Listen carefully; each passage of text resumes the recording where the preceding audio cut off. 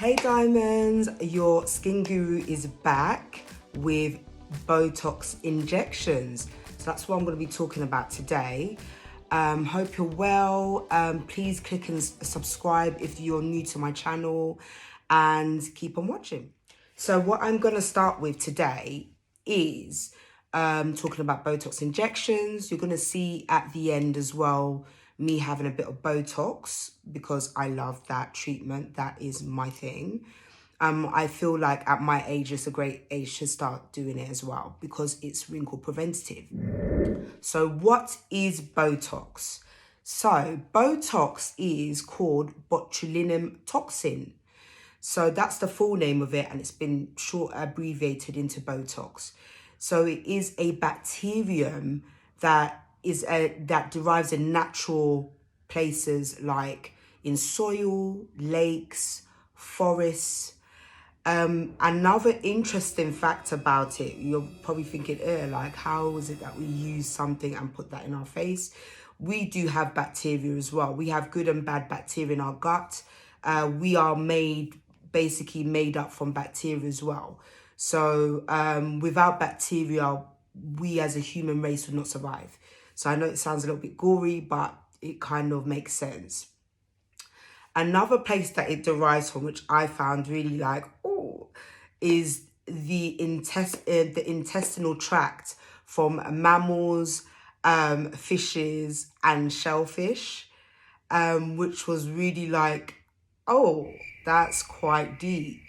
But as I said, going back to our gut carries good and bad bacteria. So also in animals, you can expect them to have a bacteria of some sort. So that's that part. I was just going to say as well, this weather is so wishy-washy, typical English weather.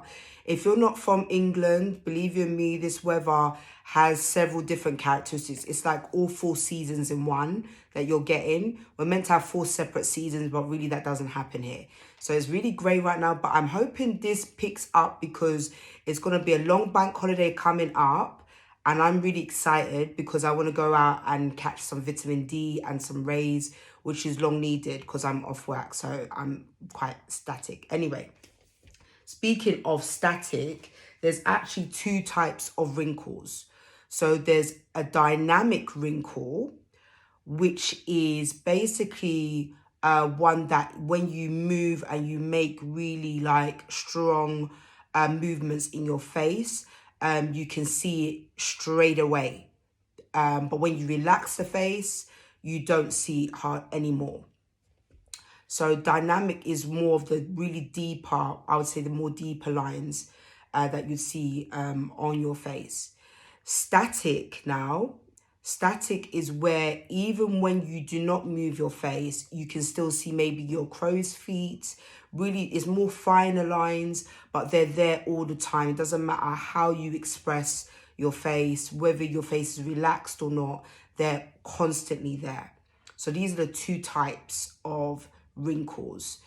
With dynamic wrinkles, as I call them, they can't be eliminated. They can be softened, but they will slightly still always be there. But as you can see, I've had Botox and my, what we call the corrugator muscles here are pushing in still because they're very strong and I'm very expressive.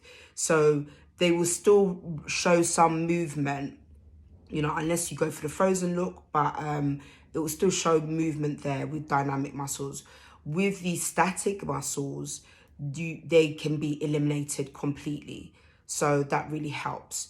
And it's also with Botox, it's also wrinkle preventative. So if you start taking Botox treatments in your 30s, by the time you're in your 50s, without Botox, your skin's gonna still look like in the 30s in a sense, because you haven't been allowing those wrinkles to become deeper and deeper. Because obviously the more you leave the wrinkles there, the more deeper and more defined that they will be looking as you get older.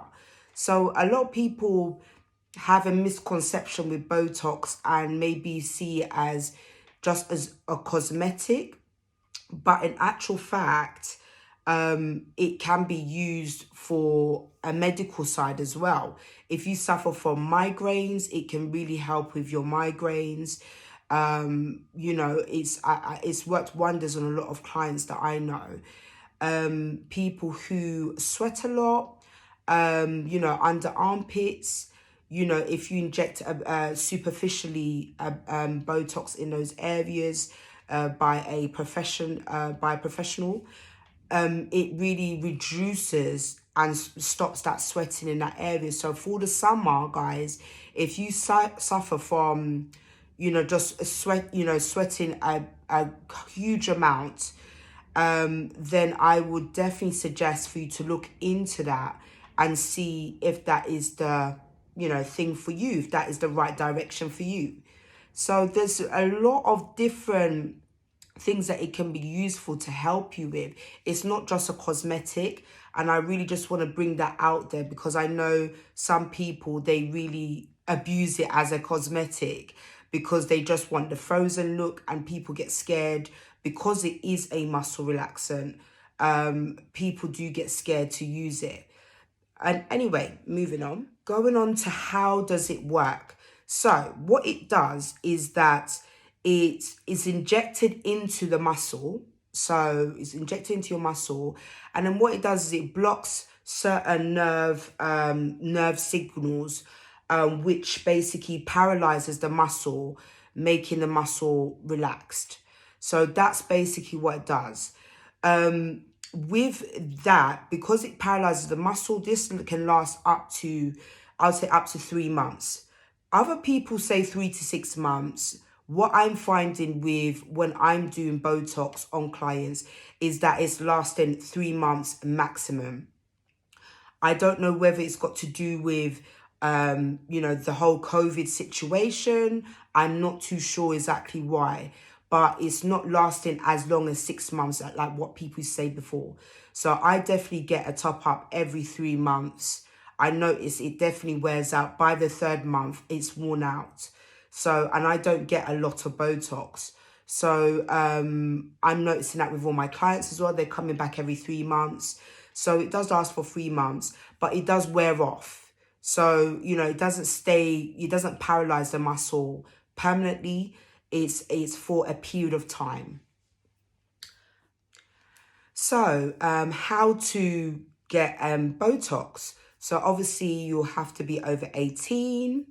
I wouldn't really do Botox in somebody that, you know, in their early, you know, in their teens. I would wait for them to be at least in their in their late 20s, sorry, not late teens, late 20s, to then do a consultation with them and, you know, go through all the, you know, pros and cons of it. Also, any non-medics that are out there who are non-medics like me, you know, I'm fully qualified in what I do, but I'm a non-medic. I'm classed as that in the industry. I have to get a prescriber. Now, I don't know how aware any of you diamonds out there of it or what you've done in the past. There, you know, unfortunately in our industry, sometimes some people do things in the incorrect way. But I know that the lawful way would be, if you're non-medic, you definitely need to have a prescriber. Prescriber has to be a registered nurse, doctor, pharmacist, who can prescribe the botulinum toxin because it is on prescription only. It has to be prescribed for that specific client as well. And, you know, the brand as well. You have to know what brand you want to go into as well, which will be safe for the client. There's so many different brands from Botox to Azulor, you know, Dysport, which is more of on the medical grounds. But there is so many different brands, and some of them are there's slight differences in those ones as well. You know, Azulor has a wider diameter span of spread, so you would need less Azulor than you would of the Botox brand. So there's different ones to look into. So I would always say, do your research, ask questions, ask your esthetician, You know, ask your practitioner questions. Ask them what would be best for them, for you, if especially if you're first time as well doing Botox. Tell them what kind of effect you want. Tell them what exactly you want from it. You know, all of that beautiful stuff. You know, it's good to ask questions. You know what I mean? Don't feel like, you know, you shouldn't ask any questions, because then what it does is it rests you assured that you're doing something that is good for you, and you thought about it, and you've actually done the right steps as well to make sure that you're confident in the procedure and the treatment that you're having, and who's doing it for you as well. That's important. You have to be, you know, comfortable with the person that is doing your treatment as well. So I always say that to you, diamonds. You know, nothing is rushed. You know what I mean? It's always a gradual thing. Take your time, you know. There's no rush. But, you know, do your research. And if you've got any questions for me, just ask me in the comments below. I will definitely go through everything with you and give you the details. So don't feel any way about that. So we've been having this thing with non-medics where, going back to the prescription only, getting prescribers in London. I don't know what's going on with the prescribers in London, but they're very hard to come by at the moment. I'm finding that people up in Northern England, they're finding it probably much easier to get hold of a prescriber for their clients. Not too sure exactly why, but me and, you know, the team in My Skin UK were looking into that to find out and research why it's very difficult in London for us to get prescribers for our clients. So that's another issue. That's all politics, and I'm not really going into that today. I've had enough of that, you know, going over it with my colleague. So we're just going through all of that. Anyway, so now, toxin aftercare. So the aftercare I would definitely suggest is no gym, because obviously you're going to sweat. The sweat could cause a lot of disruption, cause a lot of movement, cause you to sweat out of your pores, and it could cause a reaction basically, which you don't really want. You want to kind of just sit back, take it easy for, I would say, at least 48 hours. I would say 48, just to be covered, just to be sure. Some people say 24, I say 48, just to give you that extra coverage. Because your skin might feel tender in certain areas. It might feel sore. There might be a little bit of inflammation as well, which is always good. A lot of people think inflammation is bad. It's not bad.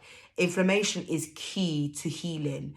You know, people always think it's bad when you have inflamed skin. It's only bad if it is like an extreme inflammation. Then it's very, you know, it's very threatening. But if it's acute and small, then it's very important for the key of healing, which means it will show you that your skin is on the healing process already. So that's really great. So don't panic if you see that. Use a cold compress as well. If you feel that it's really swollen, it's really feeling tender, use a cold compress. I do exercises with my face afterwards. I find that it just kickstarts my Botox. My Botox actually took about 3 to 4 days before it started kicking in, which was really like, wow, you know, that was good. So I know that it works, you know what I mean? People say up to 2 weeks that you'll see results. I think that is just to give everybody time, because everybody's anatomy is slightly different, you know, and it works slightly different. So, you know, some people it takes a few days like myself. Some people it could take a week. Some people could take the full 2 weeks for it to really set in. So you'll start to notice it, you know, when you can't really, when you're lifting and nothing's really happening. But it's great, you know, it's really great to smooth out your skin, makeup application. I mean, for me, like, it just makes it easier to apply my makeup. It makes it easier for me to do my brows because they're a bit more lifted. It just has a great effect in that sense. So Oh yeah, and you can get a slight headache. I get a little bit of a headache afterwards. I'm guessing obviously because it's right on your frontalis muscle, it can feel a little bit throbby in that area. I'll just suggest, you know, for you to just take it easy, drink lots of fluids, definitely lots of water intake. Also no excessive alcohol. For all you diamonds out there that are like me and love a drink. I love to have a glass of wine and all of that. But, you know, after that, just keep it really calm, no alcohol, because the alcohol can actually rush the blood in a faster rate than it normally would be, which wouldn't be advisable after you've just had that kind of injection. So stay away from that. So moving on, that is all the information that I'm going to give you for Botox. At the end, you're going to see like a few clips of before and afters, and you're going to see me having Botox done by the lovely Shireen from My Skin UK Clinic. I'll give you the details down below of where the clinic's based, any other extra, you know, information that you need. I'll probably put it down below as well. And you know what, diamonds, to be honest, I just want to say that all skin is beautiful and self-love starts skin deep. Bye, diamonds.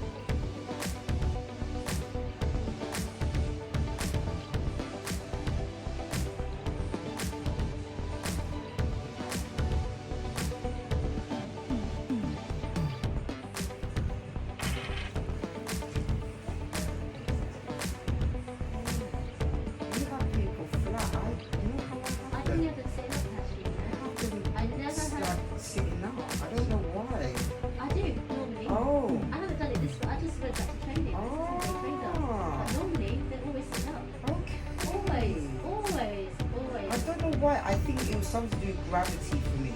At the face, the way it falls. Like when...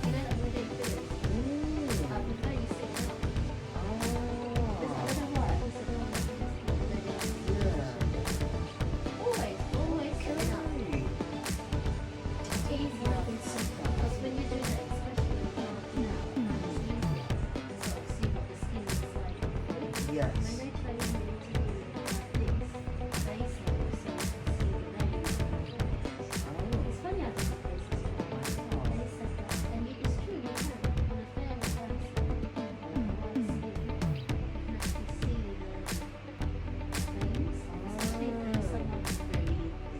Very vascular, very...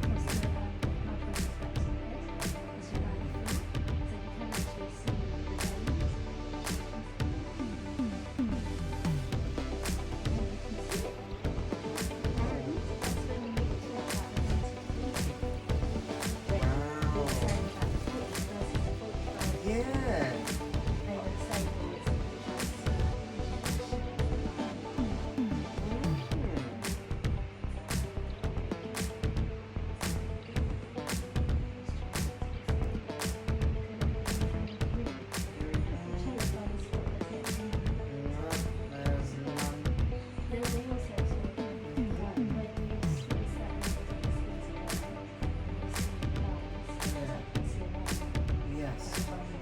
Yes, yeah.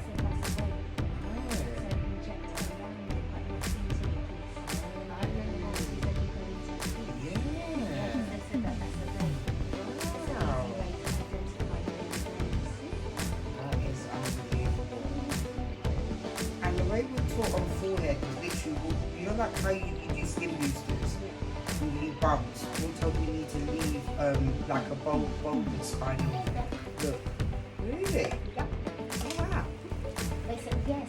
We used to get that. Yeah, we was told that if we were then left with bumps, it's good. Yeah, no, that was good. But then it's weird because at the same time we used to go down to the bottom. Yes. To make sure it Yes. It's so strange. There's so many different techniques.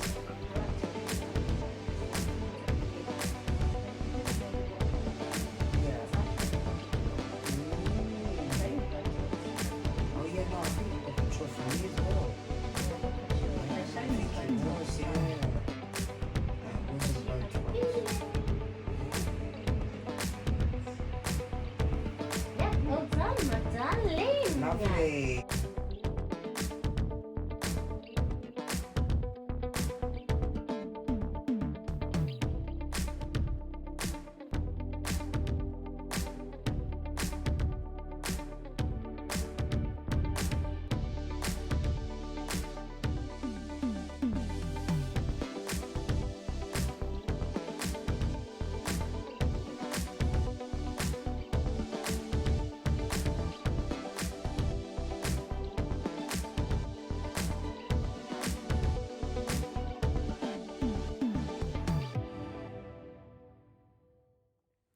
By the way, diamonds, I am so hungry. I'm doing this intermittent fasting, and believe you me, it does work. But once it gets to like my time to start eating, I want to eat like proper food. Like I used to snack a lot, but now I find out, you know what, I actually want to eat proper food and a nice proper meal, you know what I mean? So try it out, you know what I mean? It's actually really good. You can eat what you want, but I find that I'm eating more sensible things than usual, rather than snacking. So I'm gonna go and eat.